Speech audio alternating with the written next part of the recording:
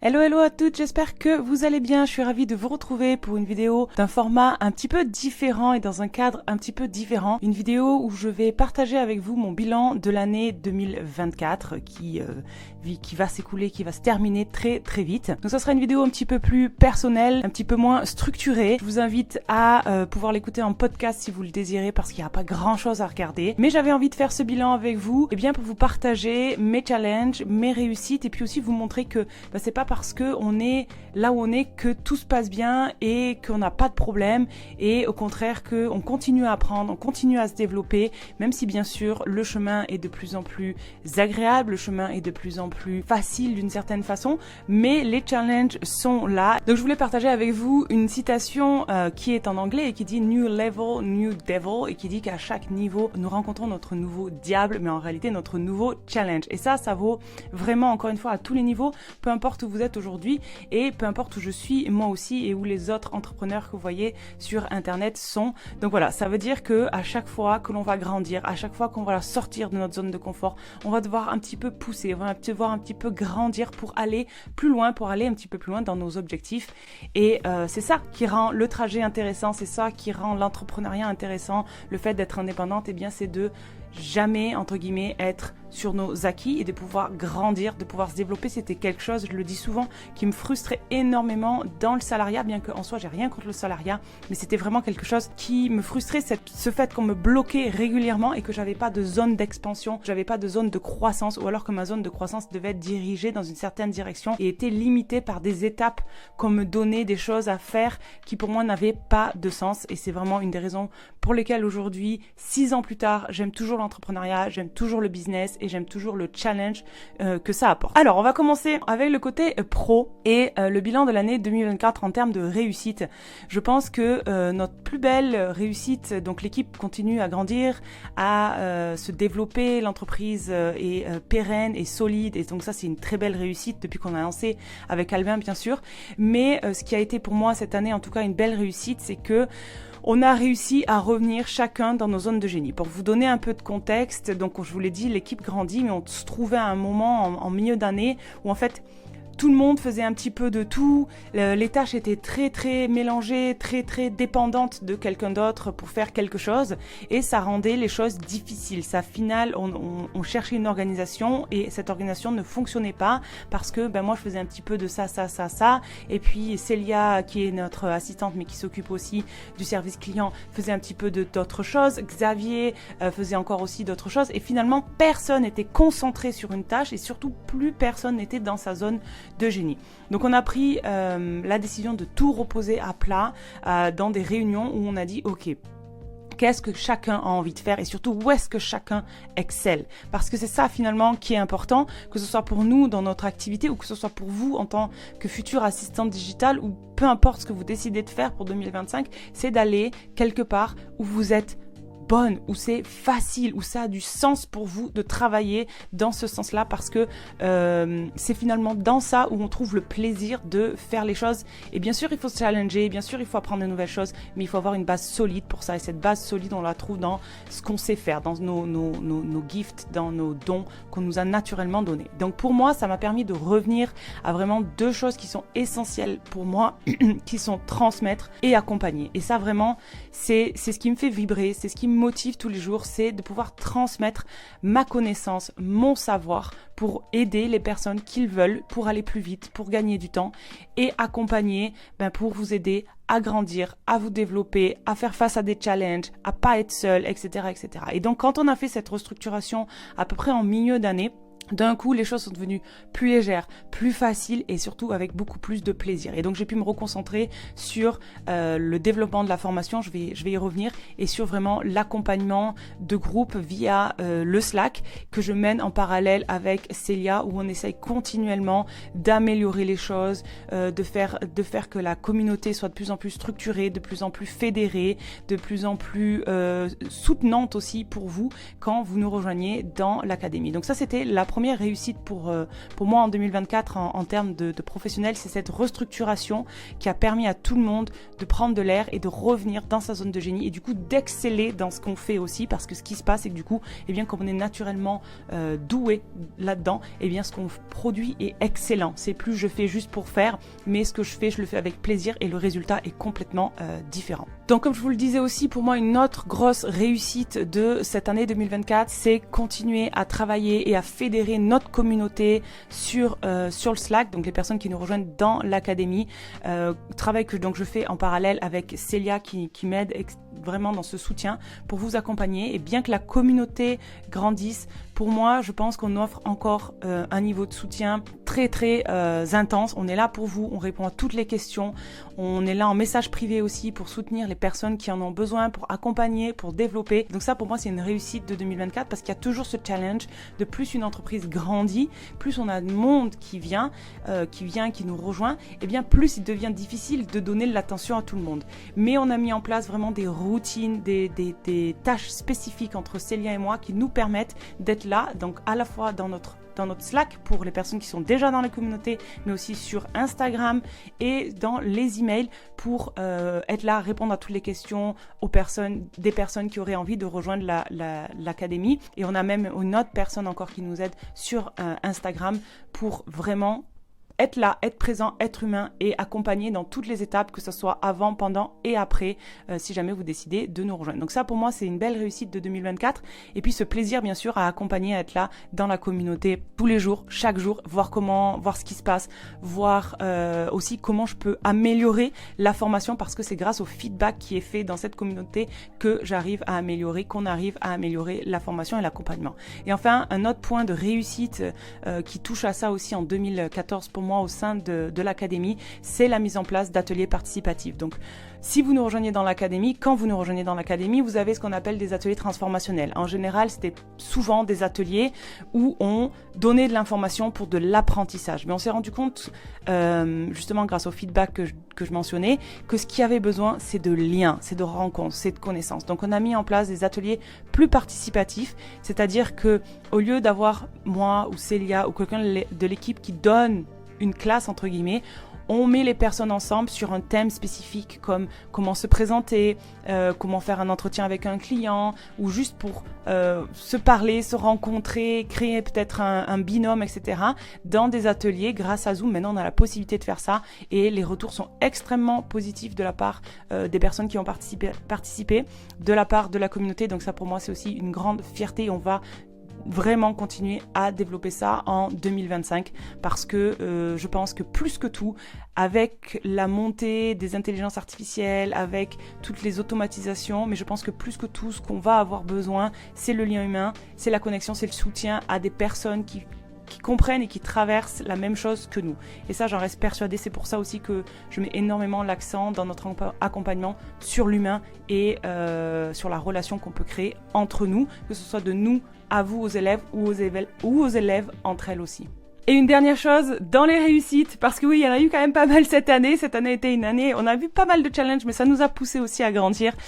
Pour moi, en tout cas, un peu plus personnellement, j'ai eu beaucoup de soutien de la part d'assistantes, de 2 assistantes qui m'aident au quotidien. Et on en a encore d'autres qui aident d'autres personnes dans l'académie. Et ça, c'est pour vous montrer à quel point une entreprise ne peut pas grandir seule, d'accord ? Je regardais aujourd'hui une vidéo d'une personne qui décide de rester solopreneur, et c'est-à-dire de n'avoir pas d'équipe ou peut-être juste une assistante pour l'aider, mais a priori il est même seul dans tout ce qu'il fait et il le sait, il le dit, c'est un choix. Il a dit moi je me plafonne dans mes revenus, je me plafonne dans ce que je fais parce que je ne veux pas grandir, parce qu'aujourd'hui je suis bien, mais si j'avais envie de grandir, si j'avais envie de me développer, eh bien sûr il me faudrait construire une équipe avec peut-être plus d'assistantes, plus de personnes spécialisées. Donc ça montre à quel point plus que jamais aujourd'hui dans une entreprise on est obligé, si on veut grandir, d'avoir de l'aide, et donc ça veut dire que c'est un avenir brillant pour les futures assistantes digitales. Donc voilà, après le professionnel, on va passer au côté un petit peu plus personnel des réussites, des challenges et des apprentissages, parce qu'encore une fois,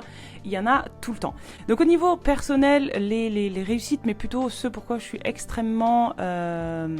contente, grateful de cette année 2024, c'est que j'ai pu partir en voyage avec alors des voyages plus ou moins courts ou plus ou moins longs, ça dépend, mais à chaque fois avec l'objectif de passer du temps avec des personnes qui comptent pour moi, que ce soit des amis ou de la famille. Et ça, pour moi, ça a été vraiment, c'est ce pour le quoi j'ai le plus de gratitude dans cette année, parce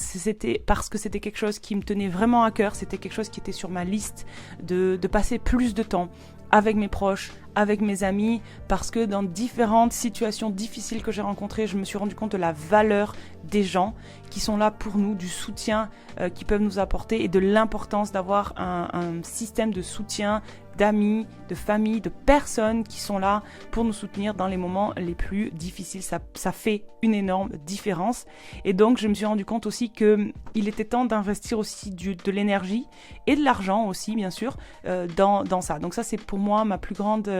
ce pour le quoi j'ai le plus de gratitude pour cette année 2024. J'ai aussi organisé un énorme événement pour mon anniversaire où j'ai réuni ces mêmes amis et de les voir tous ensemble ici, tous ces amis qui couvrent pratiquement toute ma vie, parce qu'il y a des amis que j'ai rencontrés quand j'avais 10 ans,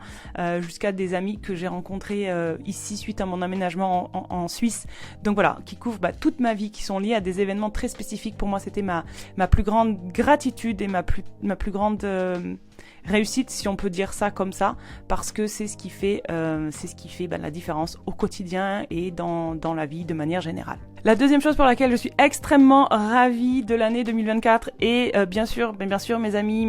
tout ça, j'espère l'amener en 2025, mais ça aussi j'espère vraiment l'amener en 2025, c'est passer du temps en montagne. Alors, je suis une énorme fan de la montagne, je ne sais pas si vous le savez, j'ai déménagé en Suisse pour cette raison, pour pouvoir y accéder plus facilement, pour y être plus facilement, parce qu'on a la chance ici d'avoir un système de transport qui nous permet de se déplacer très rapidement, très facilement, et ça c'était vraiment quelque chose qui me tenait à cœur de 2025, parce que être en montagne pour moi c'est mon havre de paix, c'est le moment, c'est le lieu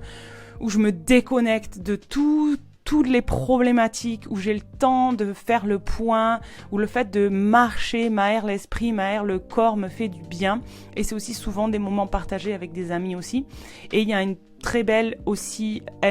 esprit de communauté dans la montagne, parce que la montagne peut être dangereuse, et donc il y a aussi ce très bel esprit de communauté, de prévention de l'un à l'autre, de s'assurer que tout le monde va bien, que tout le monde est prêt. Donc voilà, cette année, l'hiver, donc début de cette année 2024, j'ai passé énormément de temps en montagne à skier. J'ai même passé un mois complet au mois de janvier, et j'y retourne en 2025 aussi dans un autre co-living où je gérais cette communauté. Donc c'était vraiment une très très belle expérience, c'est pour ça que je la renouvelle cette année. Et puis jusqu'à mars, j'ai eu les pieds dans la neige littéralement, et ensuite j'ai eu toute la belle période d'été pour aller faire des randonnées dans différents endroits vraiment splendides. Et ça pour moi c'est la base de mon équilibre de vie, vraiment. Je pense que si on m'enlève ça aujourd'hui, j'ai un équilibre de vie qui est plus du tout équilibré, et c'est aussi pour ça que j'ai beaucoup de gratitude de nouveau pour le fait d'avoir un métier flexible, pour le fait d'avoir un métier qui me permet de m'organiser comme je veux, qui me permet de prendre le train plus tôt ou d'aller même en randonnée ou skier en semaine, parce qu'il y a moins de monde, surtout quand c'est les vacances scolaires, etc. Donc c'est là où je me dis, oui, tous les efforts que j'ai fait, toutes les difficultés que j'ai rencontrées, parce que avant d'être là où j'en suis aujourd'hui, il y a eu des mois bien plus difficiles, des mois qui vraiment m'auraient fait abandonner. Mais quand je vois ça et que je prends du recul, je me dis tout ça c'était pour quelque chose, tout ça c'était pour ça, et ça il a vraiment une saveur extraordinaire pour moi, parce que c'est quelque chose qui est devenu, c'était un objectif, et c'est pour ça que j'ai déménagé, et c'est devenu vraiment quelque chose de vraiment important pour moi. Du temps en montagne, du temps en nature, du temps en forêt, du temps dans le silence, c'est ma façon de me reset, c'est ma façon de repartir. Et je vous assure que quand je pars un week-end, même une journée à la montagne, c'est comme si déjà j'avais fait une semaine de vacances, tellement ça m'apporte du bien. Et ça, c'est vraiment aussi important. C'est pour ça que j'en parle aussi en début de la phase 1 de la formation, c'est de trouver aussi pourquoi vous faites ce choix de devenir indépendante aujourd'hui. On fait ce choix souvent par contre-effet parce qu'on veut quitter quelque chose qui ne nous plaît plus, mais c'est aussi pourquoi moi, qu'est-ce que moi je veux tirer de ça, qu'est-ce que je veux amener dans ma vie, dans mon quotidien, qui va m'apporter encore une fois du plaisir, de la motivation et qui va venir me remplir de quelque chose. Et ça c'est vraiment une quête aussi parce que ça change énormément, hein. Quand j'ai commencé, bien sûr, j'avais même pas l'idée que je serais là où je suis aujourd'hui, mais voilà, de toujours se rappeler, et c'est pour ça que j'en parle énormément dans la formation ici, pourquoi vous le faites, pour vos propres motivations, non pas pour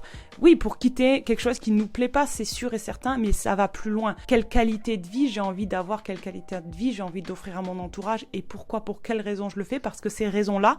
profondes et qui sont vraiment liées à vous, c'est celles qui vous motiveront, c'est celles qui diront, ok, ce mois-ci ça a pas marché, j'ai pas réussi, mais je vais continuer parce que je veux me battre, j'ai envie d'avancer vers ça parce que pour moi ça a du sens et ça, et c'est très très personnel. Je veux dire, il y en a sûrement parmi vous qui vont me dire la montagne, moi je déteste ça, et sûrement une autre partie qui vont dire oui, mais moi j'aimerais bien aussi, d'accord? Donc ça c'est important, j'ai fait une vidéo sur ça, devenez indépendante pour les bonnes raisons, pour les raisons qui ont du sens pour vous, et bien sûr il y a des raisons financières, il y a des raisons de flexibilité géographique, de flexibilité de temps, de flexibilité financière, mais il y a aussi des raisons qui nous sont très très très personnelles, et c'est celles-là qui nous motivent le plus, et peu importe vos raisons, peu importe, elles sont à vous, elles vous appartiennent, et c'est celles qui vous motiveront le plus et qui vous tiendront dans le chemin de l'entrepreneuriat. Et enfin, une chose pour laquelle je suis encore en train de travailler dessus, mais qui s'améliore, c'est que il y a un piège aussi à devenir indépendante parfois. Eh bien, on refait ce qu'on avait déjà dans le salariat, c'est-à-dire qu'on va aller travailler, on va dire entre guillemets, pour simplifier, de 9h à 17h, et puis on va être en week-end le week-end, et puis d'un coup on va oublier qu'on a de la flexibilité, qu'on a la possibilité de faire autre chose, surtout dans des périodes chargées, hein, bien sûr. Et bien sûr, l'entrepreneuriat, c'est pas que des cocktails sur la plage, etc., etc. Mais parfois, on est tellement dans ce qu'on fait qu'on se rend plus compte qu'on a une flexibilité qu'on peut utiliser. Donc moi, ça c'était un peu ce que j'ai traversé à un moment de l'année où en fait j'étais dans une routine très salariale, on va dire, parce qu'on sait tout ce que ça veut dire. Je me levais, j'allais travailler, j'étais à mon bureau toute la journée, et puis j'oubliais d'aller se faire du sport, et puis j'oubliais d'aller marcher, et puis j'oubliais de sortir voir des amis, puis j'oubliais de peut-être j'étais fatiguée, mais je décidais de continuer à travailler, etc., etc. Et ça c'est quelque chose, ça m'est arrivé déjà, c'est là au moins 2e ou 3e fois que je retombe dans ce cycle. Et là, ce qu'il y a, c'est que je sens tout de suite que j'ai moins envie, j'ai moins de motivation, j'ai moins la patience aussi, etc., etc. Et c'est là où je me rends compte qu'il faut réinjecter. Je suis quelqu'un j'ai réalisé ça aussi, il y a besoin d'énormément de diversité au jour par jour, d'accord? Je déteste travailler longtemps sur des projets, j'aime bien travailler sur 2-3 projets différents, mais j'ai aussi besoin de diversité dans ma journée, que ça soit de travail, que ça soit de rencontres avec des gens, d'apprentissage, mais aussi de moments plus calmes, etc., etc. Donc ça, c'était un peu le wake-up call de cette année en me disant « Ok Julie, c'est bien, bien sûr il faut avancer, bien sûr il faut bosser, surtout en ce moment, je vous l'ai dit, je suis dans la refonte de l'académie, mais il faut pas s'oublier pour soi, et parce que ça aussi c'est ce qui vient nourrir ce qui vient remplir notre petit moteur de bonheur, et le petit moteur de bonheur il a besoin d'être rempli régulièrement, surtout quand on fait un métier où nous on est une grande équipe, mais on est une grande équipe éparpillée à travers le monde, hein. On a des gens qui sont en France, on a des gens qui sont en Suisse, on a des gens qui sont en Asie du Sud-Est, etc., etc. Donc on n'est pas une équipe où on va se voir tous les jours et on va se rappeler ces choses-là en fait, d'accord? Donc c'est bien aussi parfois d'avoir, mais vous le verrez, on le sent en général, où voilà, il y a moins de motivation, il y a moins d'envie, et ça vient en général de ce qu'on a au quotidien. Donc c'est en cours d'amélioration, cette restructuration, cette réorganisation. Je suis revenue à la base, j'ai ressorti mes petits plannings de time blocking, et je me suis dit ok, donc là je vais faire ça, là je vais faire ça, et je vais mieux organiser les choses d'une manière à ce que ce soit plus nourrissant pour moi, pour que mes jours après jours soient bien, soient avec intention aussi, parce que c'est ça qui peut se passer, on se lève et puis c'est la routine, et c'est ça aussi un peu qui nous tue dans le salariat, quoi. C'est la routine, il n'y a pas vraiment d'intention de ce qu'on va faire, on va aller travailler, et puis c'est les tâches et la journée qui va dérouler. Et vraiment, je me suis dit, il faut revenir à cette intention première, même dans la journée, de dire c'est quoi mon intention aujourd'hui. Et pour moi, c'est souvent, maintenant, je prends le temps de de faire une liste de ce que je veux faire dans la journée et puis vraiment d'avoir simplement cette liste que je barre au fur et à mesure que j'avance. Et ça, c'est mon intention. Mon intention aujourd'hui, c'est d'avancer dans ce que j'ai à faire pour mener à bien mes projets, pour que, dans la formation, les gens qui sont déjà dans la formation aient au plus vite ces nouvelles informations parce qu'elles sont importantes. Et puis pour les personnes qui nous rejoindraient après, et bien sûr ces informations-là. Et que au passage, je n'oublie pas mon plaisir personnel, ma flexibilité pour laquelle j'ai fait ce choix de devenir indépendante et de faire d'autres choses que travailler dans ma journée. Voilà, donc ça c'est un petit peu encore un apprentissage et c'est clairement sur ma liste des choses à continuer à grandir, à travailler pour l'année 2025. Donc après ces réussites, on va passer au challenge et le plus gros challenge de l'année 2024 qui va sûrement s'étendre sur l'année 2025, c'est le fait que la formation est vieillissante. C'est une réalité que j'avais pas du tout pris en compte quand j'ai fait la formation en 2022. J'ai donné tout de mon cœur, toute mon âme, je voulais tellement transmettre, mais j'ai pas pensé à l'évolution, mais c'est normal, j'étais un bébé entrepreneur et un bébé formateur à ce moment-là, et j'ai pas pensé que la formation elle allait évoluer parce que les choses évoluent dans le temps. Donc elle est vieillissante sur 2 points, les outils digitaux qui sont utilisés et qui sont montrés, même si un outil digital, il n'y a pas de révolution à part l'intelligence artificielle, c'est rare qu'on ait des grandes révolutions des outils, donc c'est-à-dire qu'une fois que vous savez vous servir d'un outil, je le dis souvent, vous savez toujours vous en servir, c'est juste que la présentation va changer, ils vont rajouter une option, etc., etc. Donc les outils digitaux, une fois qu'on a compris comment tel type d'outil fonctionne, on peut toujours l'appliquer sur un autre outil, et c'est pour ça aussi que les compétences d'une assistante digitale sont jamais entre guillemets obsolètes, parce que si vous savez vous servir d'un autorépondeur A, et vous savez vous servir d'un autorépondeur B, si vous savez vous servir d'un logiciel qui permet de faire la gestion, je sais pas, de stock A, vous savez aussi vous servir d'un logiciel d'une gestion de stock B. C'est juste les interfaces qui vont être différentes. Mais il y a aussi une réalité de certains outils qui disparaissent tout simplement du marché. Certains outils sont dépassés, certains outils ne sont pas mis à jour par les développeurs, etc., etc. Et puis certains outils montent en grâce, on va dire, et sont de plus en plus utilisés. Donc c'est pour ça que il faut mettre à jour la formation dans ce sens-là, et c'est sur ça que je travaille depuis 4 ou 5 mois maintenant, parce que ça prend du temps, de tout remettre à jour aussi pour soi-même et puis de savoir le transmettre. Donc il y a ce côté des outils digitaux qui ont besoin d'être mis à jour, et puis il y a le côté aussi de la formation, de l'accompagnement en lui-même, où quand j'ai commencé, encore une fois, j'avais pas l'expérience que j'ai aujourd'hui, j'avais pas la connaissance que j'ai aujourd'hui dans le business, et puis les façons de faire, les façons de se faire connaître, de prospecter, de créer son profil. Le marché de l'assistanat digital a extrêmement changé aussi depuis que moi j'ai commencé, et donc tout ça, ça demande une mise à jour dans la formation. Donc là, c'est mon plus grand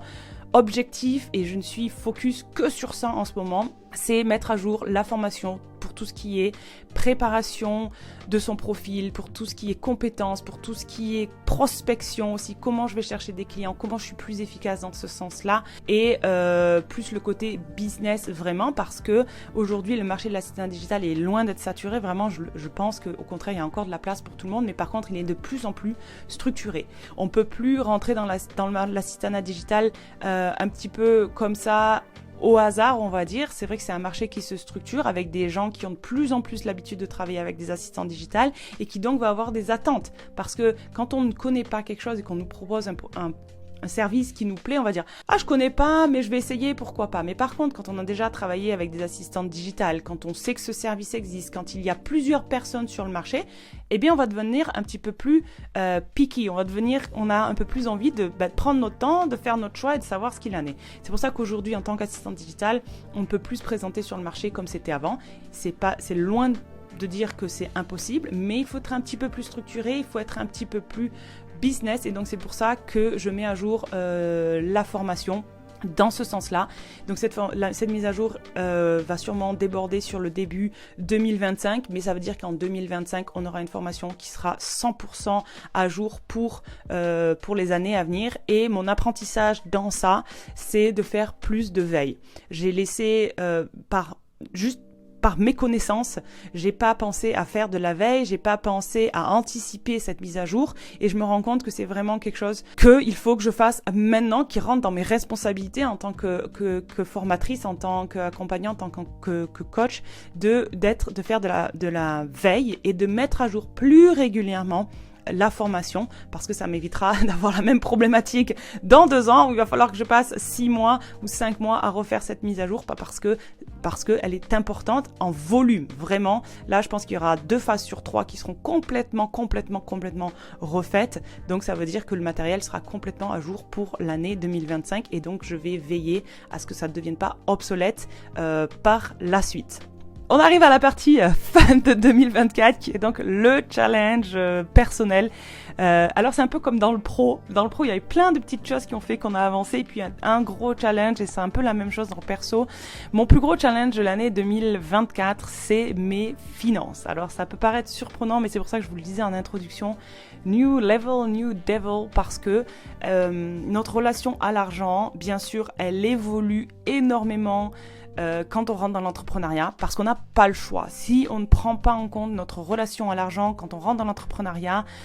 on va s'auto-saboter la plupart du temps. Et donc c'est un travail que je fais depuis que je suis indépendante. Depuis que je suis indépendante, j'ai rencontré différents niveaux, différents paliers de revenus. Je suis allée très bas et aujourd'hui j'ai des revenus qui sont très confortables, mais ça n'empêche pas que on peut se tromper, qu'on peut mal faire les choses. Et ça a été exactement mon cas sur l'année 2024 est la conséquence d'une mauvaise gestion en 2023.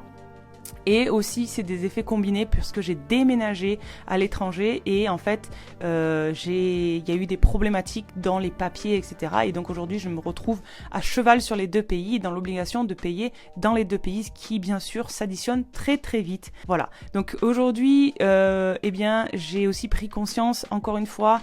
de l'importance de se préparer dans ces cas-là quand on est indépendante à avoir ce qu'on appelle un fonds d'urgence. Donc un fonds d'urgence que j'avais heureusement préparé dans les années auparavant et qui aujourd'hui m'aide à faire face. Et puis comme je vous en parlais aussi, c'est d'avoir du soutien autour de soi, de demander de l'aide quand c'est nécessaire, parce que parfois c'est nécessaire. Dans nos apprentissages, quand on apprend, souvent, parfois, je dirais souvent plutôt, on a besoin d'être un petit peu vraiment en bas du trou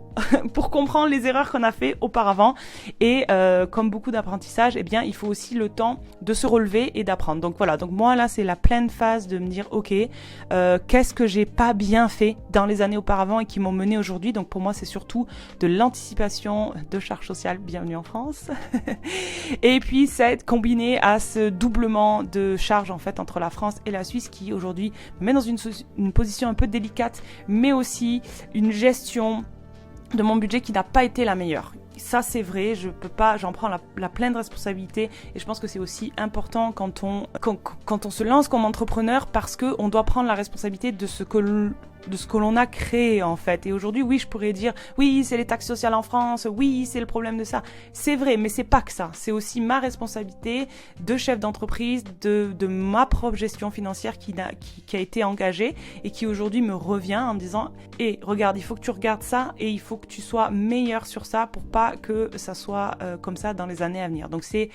bien évidemment mon gros objectif personnel pour 2025, c'est de devenir meilleur dans la gestion financière et pour ça je vais faire ce qu'il faut et en général ce qu'il faut c'est se renseigner, c'est apprendre, c'est s'entourer, c'est se développer, c'est mettre le nez dans ces chiffres, c'est vraiment comprendre qu'est-ce qui n'a pas fonctionné et c'est jamais agréable, je suis tout à fait d'accord avec vous, c'est jamais des moments où on se dit waouh j'ai brillé vraiment, non c'est plutôt des moments où on se dit waouh j'ai vraiment chié pour le dire comme c'est et faut vraiment que je sois meilleur, mais c'est aussi comme ça qu'on apprend malheureusement, c'est-à-dire quand on regarde les enfants, ils apprennent jamais sans entre guillemets se faire mal, ils vont tomber, ils vont se faire mal, mais ils vont se relever, ils vont continuer. Et c'est la même chose pour nous en tant qu'adultes, sauf que parfois on est éloigné de cette courbe d'apprentissage, bien parce que notre vie a été un petit peu plus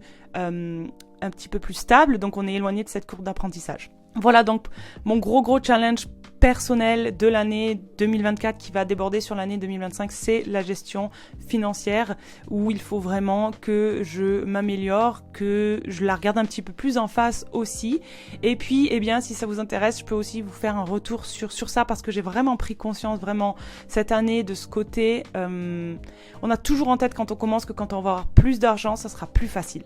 Alors oui, c'est plus facile, c'est vrai, parce qu'on a moins de difficultés, c'est le principe, mais on a d'autres choses qui d'un coup apparaissent, qu'on n'avait pas anticipées. Et moi, j'ai entendu combien de fois des gens qui gagnent bien plus, qui gagnent peut-être des 100 000, des 150 000 par mois, dire qu'ils ont failli tout perdre parce qu'ils ont mal géré, parce qu'ils ont mal anticipé. Et je me disais, mais c'est pas possible, comment ils font, etc., etc. Et c'est possible parce que si on gère mal, si on ne soigne pas notre relation à l'argent, parce que ça revient toujours à ça, eh bien on va aller s'auto-saboter. On va recevoir de l'argent, mais d'une manière ou d'une autre, on va aller créer un environnement, des histoires, des choses pour aller perdre cet argent parce qu'on n'a pas encore cette capacité à recevoir et à garder cet argent avec nous. Et ça, c'est vraiment important, même si aujourd'hui vous commencez et justement vous avez cette envie de sortir de votre situation financière. La première chose à faire, je vous conseille, c'est d'aller voir votre relation à l'argent. C'est quoi votre relation à l'argent? Comment vous attendez à l'argent? Est-ce que c'est le truc qui est caché dans votre armoire? Est-ce que c'est love-hate relationship? Est-ce que c'est votre meilleur ami? Est-ce que vous parlez à l'argent? Est-ce que vous voyez l'argent comme quelque chose de bien, comme quelque chose de mal, comme quelque chose de nécessaire, comme quelque chose de non nécessaire? Parce que ça, rien que de travailler sur ça va vous aider à développer votre capacité financière, votre capacité à recevoir et à garder cet argent avec vous pour aller l'investir dans d'autres choses, dans des dépenses qui ont du sens pour vous. Donc voilà. Voilà mes partages sur le professionnel et le personnel. Donc 2024, une très très belle année, une année de croissance sur beaucoup de plans. Une année aussi, j'ai été challengée personnellement sur des choses à grandir, des choses à faire entrer dans ma vie, des choses à accepter aussi, mais vraiment beaucoup de gratitude pour tout ce que c'est maintenant que je réalise que tout ce que j'ai fait a créé l'environnement d'aujourd'hui. Et donc on le dit toujours, si vous commencez aujourd'hui, vous verrez les résultats un petit peu plus tard, mais à ce moment-là, vous vous direz que le chemin en valait la peine. Et là, c'est exactement ça. Aujourd'hui, ça fait